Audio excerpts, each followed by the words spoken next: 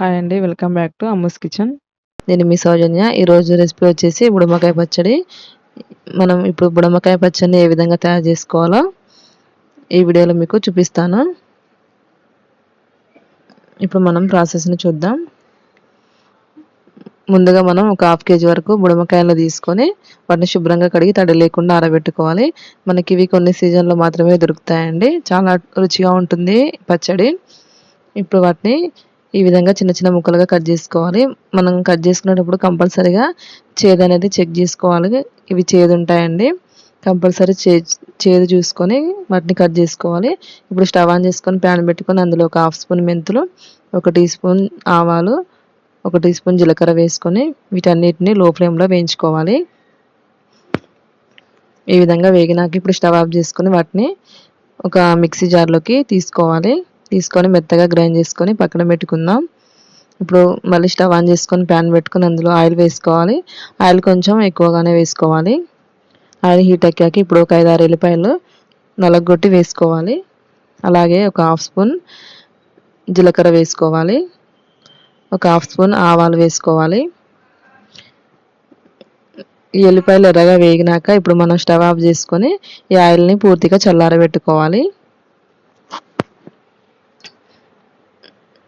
Oil ఈ విధంగా పూర్తిగా చల్లారినాక ఇప్పుడు ఒక 2 ఎల్లిపాయలని ఈ విధంగా గ్రైండ్ చేసుకోవాలి. కచ్చపచ్చగా గ్రైండ్ చేసుకొని ఆయిల్లో వేసుకోవాలి.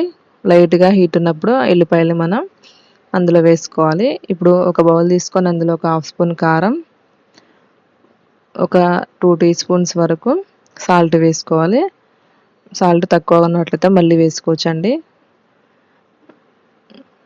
సాల్ట్ వేసుకున్నాక ఇప్పుడు మనం గ్రైండ్ చేసి పెట్టుకున్న మెంతి పిండి వేసుకొని వీటన్నిటిని కూడా బాగా మిక్స్ చేసుకోవాలి.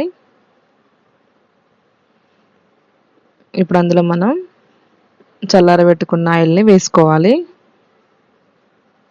ఆయిల్ వేసుకొని మళ్ళీ ఒకసారి మిక్స్ చేసుకోవాలి.